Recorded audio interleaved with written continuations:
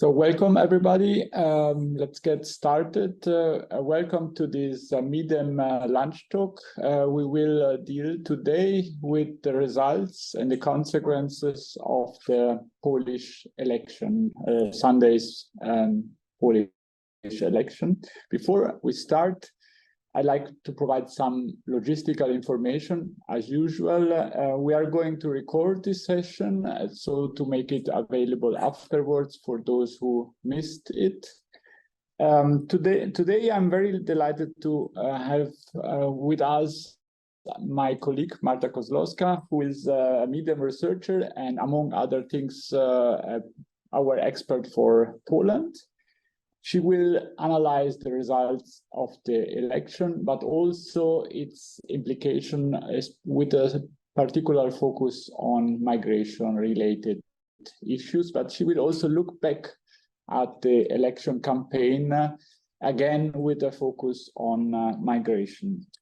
Afterwards, after around 30 minutes of presentation, you will have the opportunity to ask your question as usual, either by typing them in the chat or by switching on your camera and asking them directly.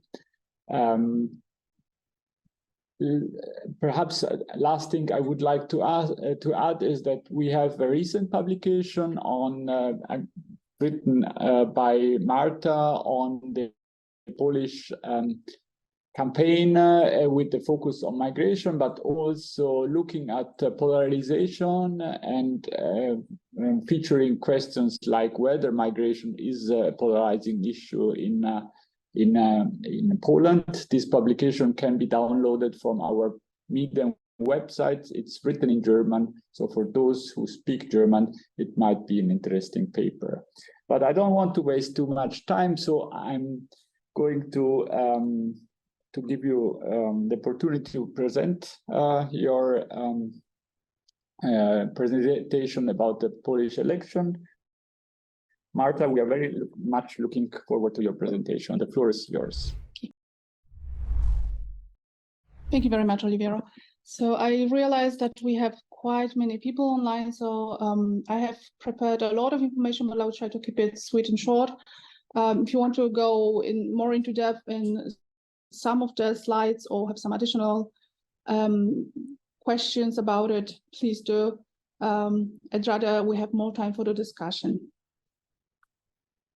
So a short information about the content of today's talk. I will start with some economic and social context. Then I'll give you a short overview about the parties and the coalitions relevant in these elections. A few words about the situation before the elections. So what was the post-vote or the podcast, and what of that actually came through at the election day. So I give you the results. And then we will move more into the content. So first, what were the main topics of the campaign? Which of them were relevant for the voters? And then we move to the migration. So first, a little bit of context that it is a new phenomenon, that Poland is a net migration country, and that the issue is also quite a new topic of the political discussions and political discourse. Then we will come back a little bit to what I covered in the mentioned by Oliviero paper, that to what extent migration is a topic of social conflict.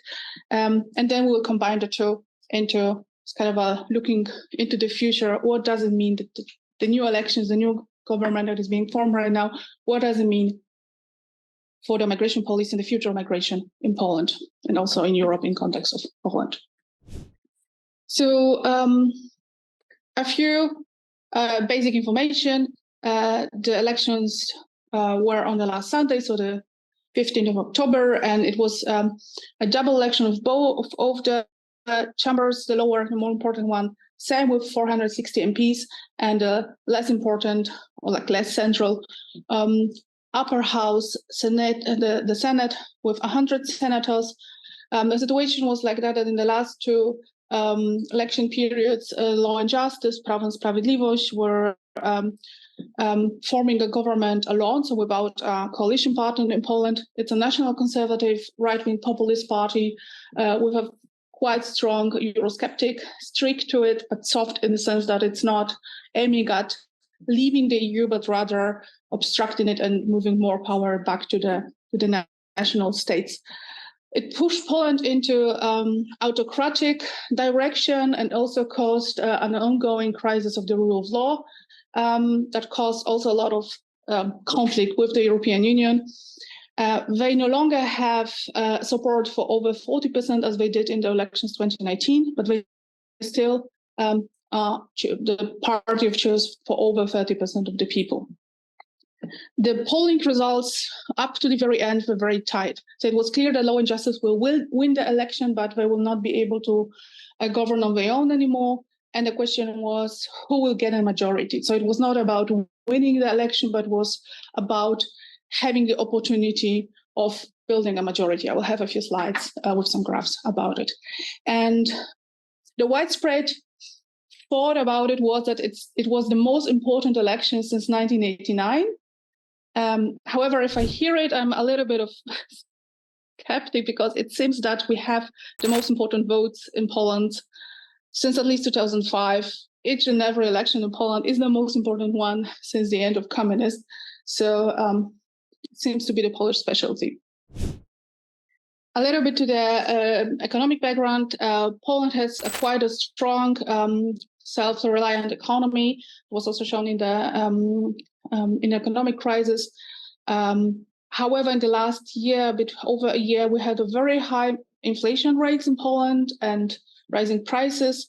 Which meant that the comfort of living for a lot of people came down a lot.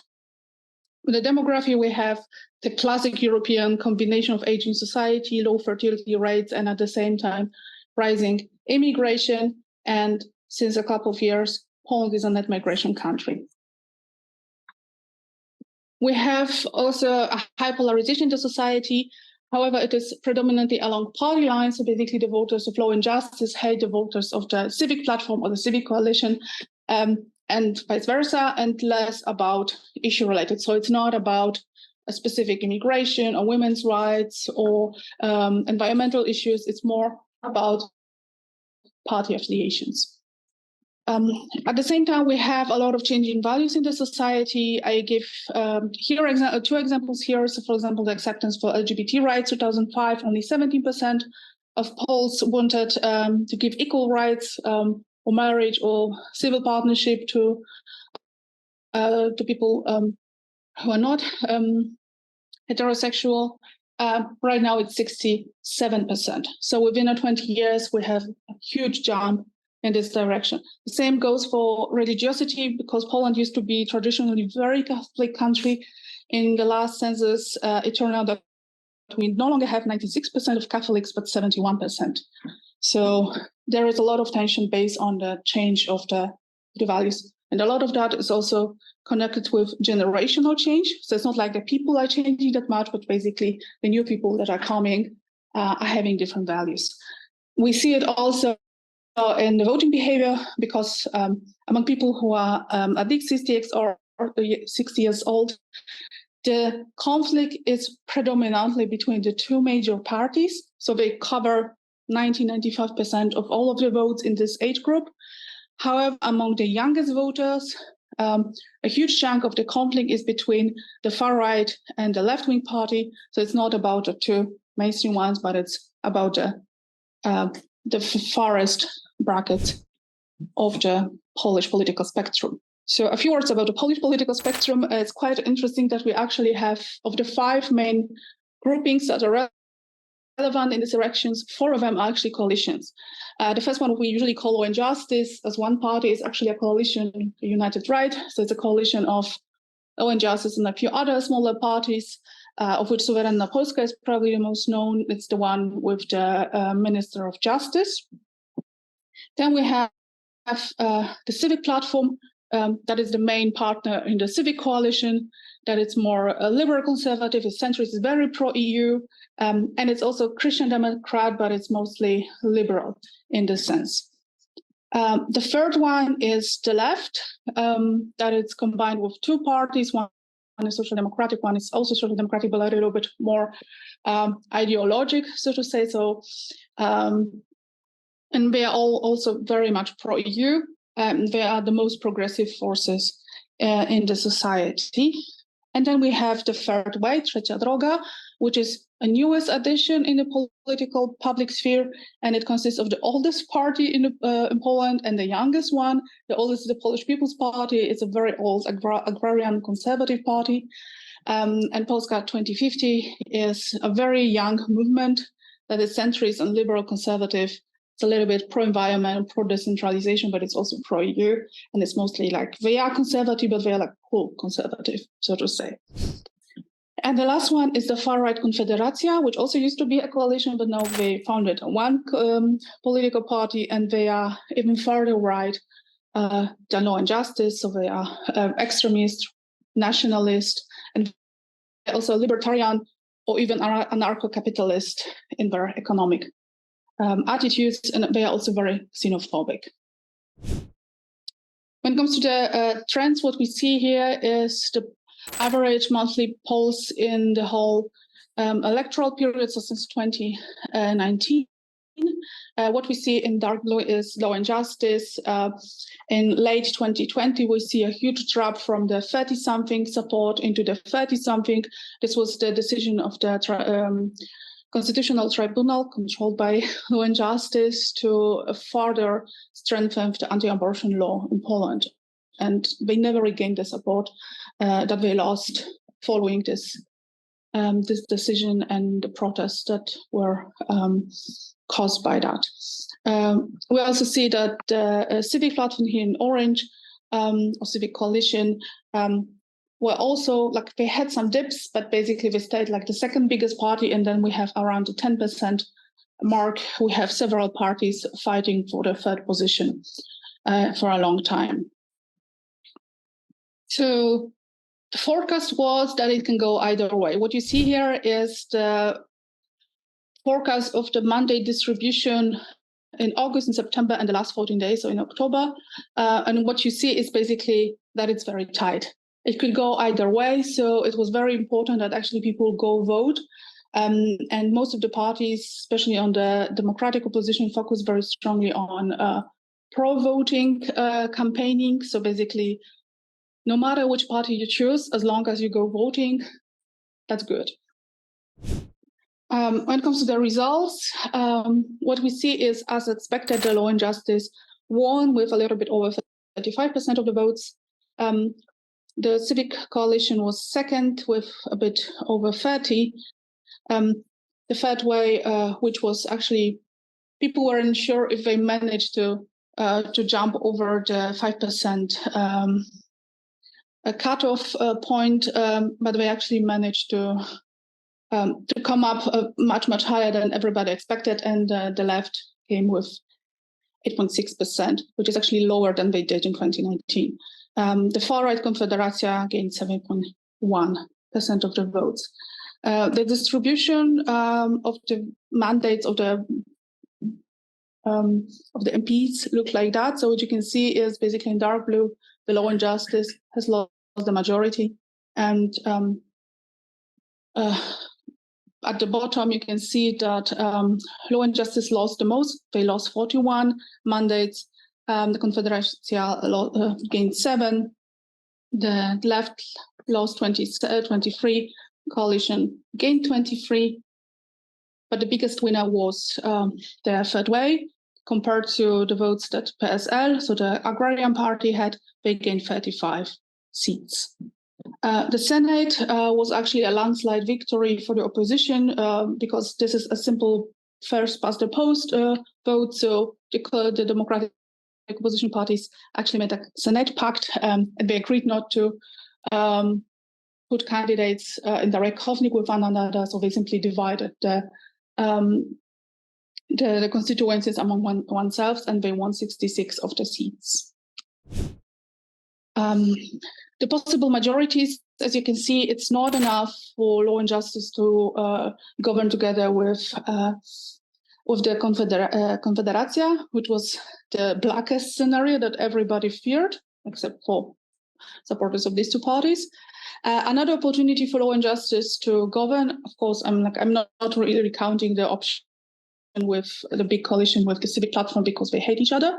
It's with the third way. And the third way were already asked about it, and they said publicly in the media that they will be happy to be part of the government as long as peace is not part of it.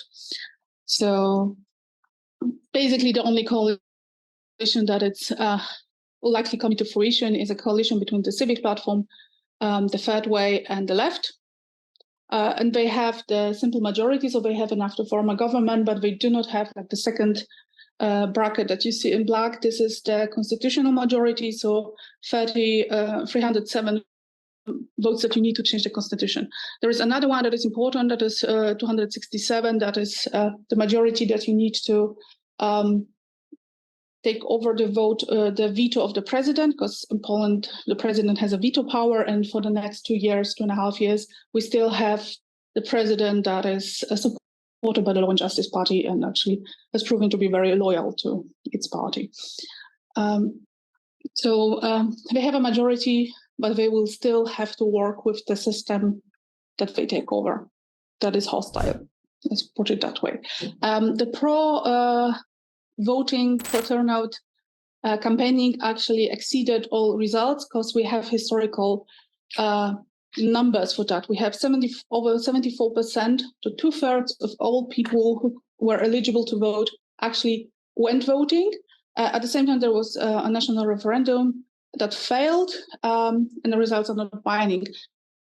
The reasons for that I will cover in 15 minutes or so. I have slides about it. It is actually the highest turnout that we ever had in Poland after 1989.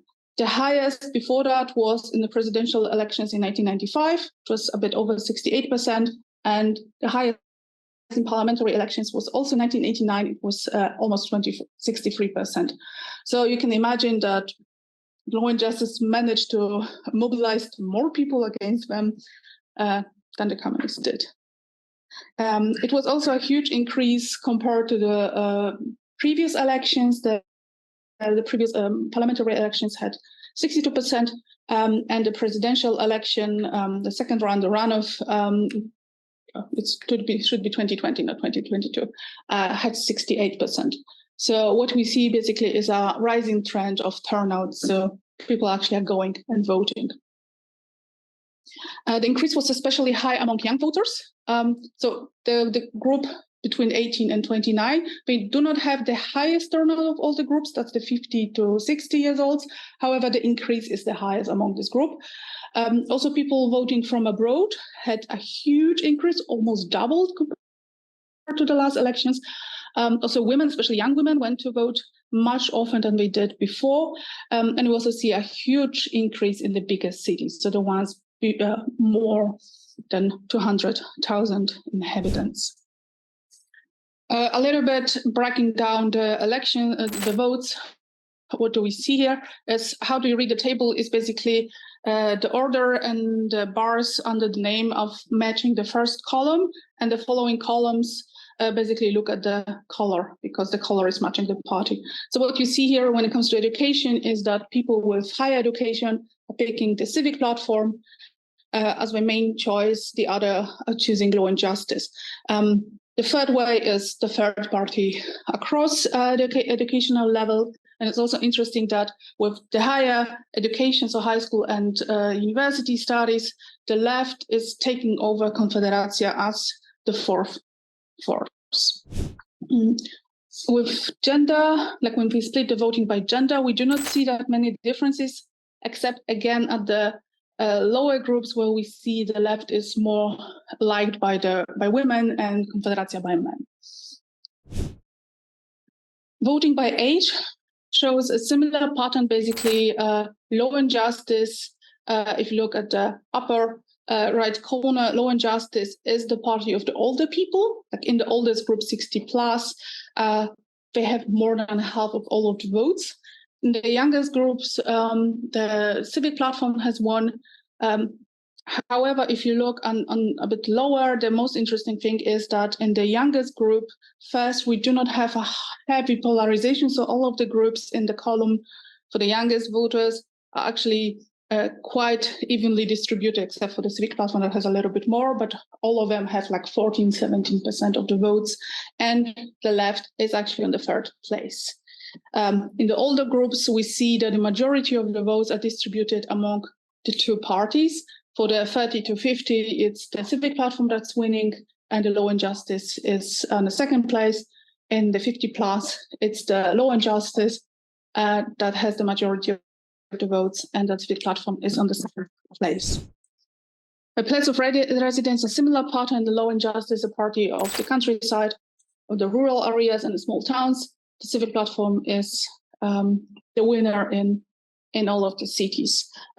Here again, what we see is interesting pattern for the left that is actually going up in the support the bigger the city is. Voting by profession, here again, we see quite interesting than the most professional, educated professional groups like owners of businesses, managers, specialists, or people in services or public services. They all pick the civic platform. Most often the workers, farmers, unemployed, and retirees pick Law and Justice. So we also have quite a clear class difference. When we look at the transfers of the electorate, so if we compare the votes from 2019, so if we look on who voted for 2019 and now voted for each party, that we see that in Law and Justice we have quite the most loyal electorate. So almost 90% of people who voted for peace in 2019 also voted for the party this year. With civic platform is 2/3. The lowest is actually for the left. So only 57% of the people who voted for the left party, which was SLD back then, voted for the left party today. When you look on the transfers of the electorates, they actually moved mostly down to the column. Most of them moved to the civic platform. When we go on the regional differences, the classic pattern emerges. So basically the southeast of Poland is way more conservative than the other ones. So we have two ways of calculating winners. The one to the left, the one with the pink or salmon color and navy, shows basically the majority is either the Law and Justice or the Democratic Opposition, the three parties groups together.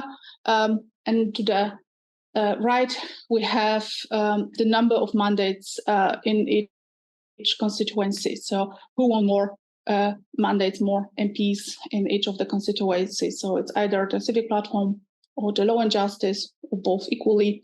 So here we see it's actually not at a landslide victory, it's a little bit more tight. But we still see this pattern that the East and the South is much more pro-peace than the West and the North. A little bit different view here is that the classic, it's a running joke, but it's also quite true to many things. So what you see is the support for Law and Justice in blue and support for the Democratic Opposition, so all the three parties together, juxtaposed with the Imperial Alliance of 1914, so the partitions of Poland in light green. So what you basically see again is that the former Russian and Austrian politicians are much more conservative and they are voting for Law and Justice, and the ones that used to be Prussian partition are much more progressive and vote Democratic. There are several reasons for that, but it's always funny to see it and see it's like, whatever you do, you can see the partitions. The main topic of campaign I have picked, this is not the content of the party programs, but it's basically like the main talking points or the main focus of each of the parties. So we have peace focus. I called it self-price because I couldn't come up with any other more professional way for that, because what they did is basically we are the best party under our government. The Poles have the best life they can have, and so on. Pick us, choose us so that you can continue to have the best life you can have. And they also engage in some sort of a politic of fear. So they tried in the spring, they tried with all the topics. So it was the refugees, as they did in 2015, or the LGBT plus people, that was in 2019. But it didn't really work that well. So they settled for basically black campaigning against Donald Tusk, so the leader of the civic platform, and connected with that Germany. A little bit with Muslim immigration, especially at the end, it became kind of another topic of contention. And I tried to find some specifics, and that's all I could come up with, because they didn't really focus on anything tangible. It was mostly about emotions. Confederacja actually wanted to stop of the immigration. They wanted to cut on social spending, especially for the immigrants, low or no taxes, and they also wanted to privatize health and social insurances, as well as the education. The civic platform focused very strong on the rule of law, the democratic backsliding, and the need for social cohesion. So basically putting back together the parts of the society that are driven apart by this big political conflict. They also focused very strongly on anti-peace rhetoric. And then after the visa scandal in September, it also turned into this anti-corruption place, and also very pro-EU, because the conflict with the EU caused by peace was like one big point of contention. And they actually put on, for the first time in the history of the party, put on the legalization of abortion into the program, as well as civil unions for same-sex couples. The third way focused more on the education and healthcare, and they wanted to bring back the so-called abortion compromise. So basically, the way it was before 2020, it was still like one of the most restrictive abortion laws in Europe, but they wanted to kind of come back to that and not legalize abortion at all. But we also focus very strongly on the depolarization. So basically, like, we don't care about the conflict between PiS and KO. Let us move forward. Lewica wanted marriage for all and also legalization of abortion. We focused a lot on the affordable housing and housing projects and some working ideas for the labor market, which is not surprising for a left-wing party. And also they were one of the few that actually very strongly focused in the campaigning on the need that we need an immigration policy, we need an integration policy in the country, because otherwise we will repeat the mistakes of the countries in the West. And of course, we want a secular state. An interesting exit poll results where people will actually ask which topics were relevant for you when you made the decision about the vote. And we see that immigration and refugees and visa scandal actually were relevant, and they were named, but were not the main ones. So basically the economic situation and women's rights, including the abortion, were more important than that. When it comes to the immigration, as part of the campaign, we had like two elements. First was in June, July was the referendum. So the ruling party announced it mid-June to take place at the same time as the elections. And two of the four questions were related to immigration. And these are direct translations. Do you support the removal of the barrier at the border between Poland and Belarus? And do you support the admission of thousands of illegal immigrants from the Middle East and Africa in accordance with the forced relocation mechanism imposed by the European bureaucracy? So what you basically see is they are very leading questions and very unspecific in a way. So basically the opposition parties made a point in like, we are not taking part because this is a farce. This is like using referendum for political gain, and we are not taking part. And in Poland, the referenda to be binding, they have to have a turnout of at least 50%. So basically, the opposition decided we are not taking part, and we suggest people simply not take the voting card for a referendum so that it's not binding. And it wasn't. And the second part was in September. It was a so-called visa scandal. It's still ongoing. So basically, several media investigated, and they showed that there is a deep corruption problem in the visa system, but also in the Ministry of Foreign Affairs. And we have several levels of problems in the whole thing. The first thing was the political influences of the ministry itself on the consulates, but it wasn't only the Ministry of Foreign Affairs, it was also the Ministry of Agrarian Issues and also the Ministry of Culture. We also had the problem with outsourcing companies, so not all job was done by the consulates when issuing the visas. There were some supporting companies and they were actually engaged in de facto monopoly. So people were forced to use these companies and also pay them for something that should be actually free of charge or only whatever the visa costs. And there were also some problems with bribes. So there was some concerns that actually many visas were issued with bribes. So they were given to people that should not have been given it, or they were used so that people with a multi-entry Schengen visa, they could go to Mexico and then they were caught on the American border trying to cross it illegally. And we also see that there was no post factum control possibilities for the district administration that issues work permits. So basically the districts are issuing the permits, but they have no possibility to check if people who actually got the permits were employed or even moved to Poland at all. So we do not really have any possibility to check if people who are being issued the permits and issues the visa actually come to Poland. A few information about the migration. So we have net migration since 2013, and we have, before the war, we had about up to 2 million immigrants. And after the war, we have an additional 1.5 million Ukrainian refugees joining the country. And so far, they're quite well integrated, but to a large extent, it is self-integration because there isn't any supporting network for them. Because, as already mentioned, we have no written immigration integration policy in Poland. Were some attempts 2013, but they were nulled by the PiS government 2015 when they took over power. We have very liberal label migration laws, which actually was part of the reasons why we had the visa scandal. And we have a very restrictive border control at the same time, because also Polish external borders are Schengen external borders. And we have the asylum seeking laws are very inadequate, and it takes a lot of time, and it's very hard for people to actually be granted asylum in Poland. And we have very inefficient, very overwhelmed administration that was never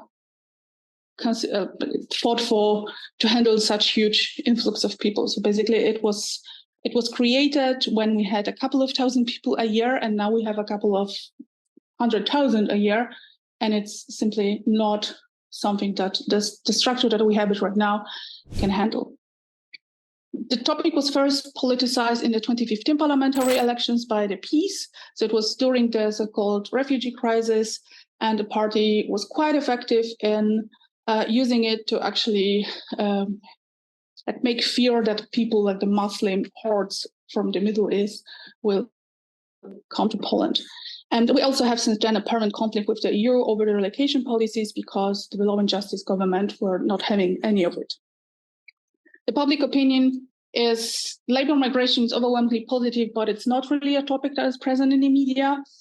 On the refugees, till 2018 it was very negative. Then the trend reversed, but like slightly. So it's like, but for the Ukrainian refugees, it was extremely positive, and it still is. So it's not like 96% as it was at the beginning of the invasion, but it's still over 70% today. However, it still stays somehow negative when it comes to migration from the Middle East and North African countries, but it's not about refugees, but migration in general. A few key findings from the already mentioned policy paper that we published last week. What we see is basically the polls are less polarized when it comes to specific issues as compared to the other countries. And then when it comes specifically about polarization, about immigration, the polls seem to be really not having any strong opinions and be fine with most of it. So for example, people rarely believe that immigration is a polarizing issue in Poland, that they do not really believe that people have to adjust themselves to the values and culture of Poland when they are moving to Poland. The anti-Muslim resentments are on a similar level than the other countries. And we also have quite many of the people actually are fine with the immigration regime being as it is, or even could imagine it being less restrictive, which is not as the other countries have it. So what does it all mean? So the last point I already have some good news and some bad news. So what does it mean for the future of the migration in Poland? The good one is that the party that was blocking it all is gone. Like, it's not gone yet, but it's on the way out. Of the 3 coalition parties, 2.5, because we don't know anything about Polska 2050 because it's a new party, but for the left, it's very important. For Civic Platform and PSL, when they were together in a coalition pre-2015, they actually had some first attempts to create a migration policy. All of the future coalition parties are very EU-friendly and they are interested in cooperation, which means it will likely bolster some legal development in this area. And we also have expertise support. So basically we have strong research center on migration in Poland. So we have expert knowledge and support available. The bad news is that we still have some remnants of the peace taking over the country. So we still have the president, we still have other units of the state that are still controlled by peace. So it will not be an easy way, and especially the Constitutional Tribunal is basically blocked. The 3-party coalition is a de facto 8-party coalition because we have many parties within the blocks. What can go wrong? So probably we must count that it will not be a very smooth government. So yeah, we might have some conflicted interest, as already mentioned, the border thing. So we have this kind of a security and humanitarian aspects being on a clash with one another, but also the complexity of the topic. So it's not like we can just look up some ideas, put a document together, and that's it. It's actually quite a complex issue. And something that I called little fires everywhere. So basically, what should be done first? So we still have the corruptive parts, the visa scandal that is ongoing, and we have a very burning issues that should be fixed possibly quickly, or do we simply scratch it all and overhaul the system completely, but then it takes time. So what do we do? Then do we put our effort and resources into this kind of a daily operation, kind of a smoothing it up because now the system is inefficient? Or do we focus on long-term vision so that it's better in the long haul? And still, it's a question of resources. So, yeah, what will be decided is very hard. In the last part is basically the ideas that we had in 2013 were very imprecise, very blurry, and no clear goals were named and so on. So we do not really have much to start from. And with that, I conclude, and I'm happy about your questions. Thanks a lot, Marta, for this very comprehensive, informative, and clear presentation. I know that you have even more data that you could present if questions are related to this data. As I told you, you feel free to ask a question by putting them in the chat or asking them vocally, switching on the camera, but also those in this room are free, of course, to ask questions or raise comments on Marta's presentation or in general on the Polish election and its consequences. So who wants to start? Maybe I take the advantage as a chair of asking the first questions. Oh, I see a question, so I will put my question later. So I'm reading the chat. Thank you for this very clear and interesting presentation. Can you comment on how the change of government will impact Poland's positioning on migration issues on the EU level? I don't have an easy question. Like, it's a very good question. I don't have an easy answer for that. I can make an educated guess because, like, first, what we know from all of the parties that they are very pro-EU, and they actually made a very big point of ending this fruitless conflict with the European Union. So what we can count on is a cooperation. That's one thing. It doesn't mean that, my guess would be, doesn't mean that the new Polish government will simply take everything as is without negotiating. So it might still happen that there will be some conflicts of interest, there will be some conflicts of values, that there will be something that Poland will simply renegotiate or kind of put some veto on something. But I think the difference will be that we'll have no more negotiations. This is something that we didn't have with this government that actually made a point of being in conflict with the EU and refusing to cooperate, refusing to find a solution, refusing to talk. And right now, I think we'll simply have, I don't want to say that we'll have like a normal country, but a little bit in this direction. So, for example, like one of the biggest kind of conflict points in the proposed reform of the EU migration law was, the asylum law was that the countries either accept some relocation of refugees or they will pay up an equivalent of hosting them into the common basket of resources. And Poland was like absolutely against it. And the easiest solution to that would be, yeah, but because Poland already hosts almost 1 million of Ukrainian refugees, it will simply take one document and simply one ask, we're already having enough, so can we not take any more and can we not pay up because we already have enough? And that would be solved in a way. So I can imagine that a new coalition would insist to have it written down in the new law explicitly, so that there is this kind of a third option. So one thing is you take in within the allocation, reallocation system. Second, you pay up. Third, if you have enough already, you can be excluded from this relocation at a given time. So that would be my guess. But to be honest, I don't know. I think nobody knows at this moment, at this element. What at this time? Thank you, Marta. Mm-hmm. Mike, please go on. Yeah, maybe could you go a little bit more into detail what the President Duda is going to do next? I mean, what would you expect? What is his kind of political position? What is his personality? I know that he once worked together with Kaczynski, right? Or he had a close relationship with him. So what would you say? Is it like, will he hinder the shift of power, or will there be a minority government or a new constellation, just that peace keeps on power? I mean, would you think that he will do extraordinary moves just to secure power for his party, or is he like more on the liberal agenda in the peace party at least?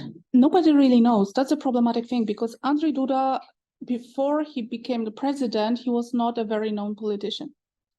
So he is a lawyer, he has a PhD in law, and he was a university professor in Krakow, also a very conservative city on average. But he was like a third row of MPs in law and justice. So when he was elected, everybody was like, who? Because nobody knew him except for like people who actually knew all of the MPs.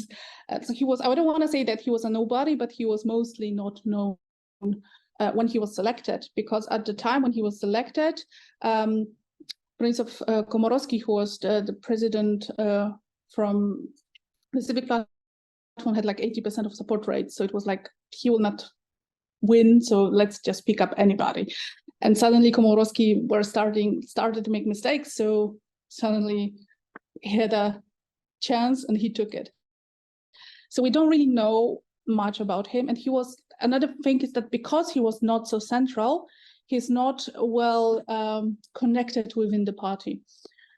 So he doesn't have his own clique, he doesn't have his own group within the party, and he will be a competition that a lot of people in the party will not take kindly, because we have to remember that Jarosław Kaczyński is almost 80, and he is actually quite sick right now, which means everybody in law and justice is slowly preparing on the situation of taking over a leadership in the party. So we have a little bit like old Brezhnev situation here.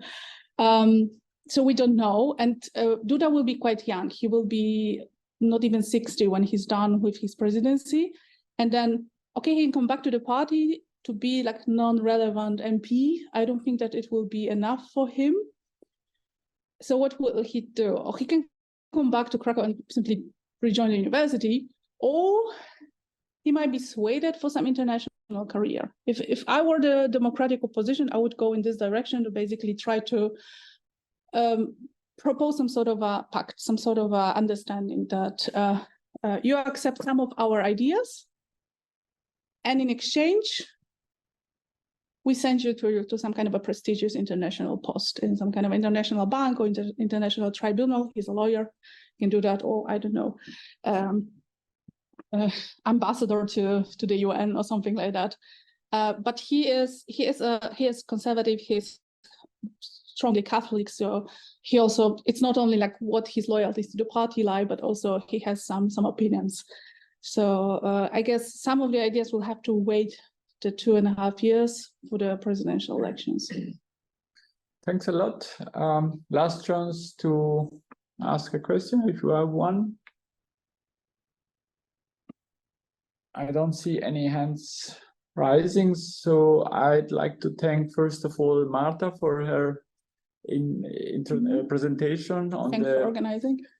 Polish election. And before concluding, I would like you to remind everyone attending this session today that we will have a presentation by Marco Bichnow next week from the University of Constance in Germany, who will be talking about misperceptions on migration, which is an interesting topic because we have all this discussion about migration in media, in politics, but to what extent are these discussions based on false belief about numbers of backgrounds of migrants?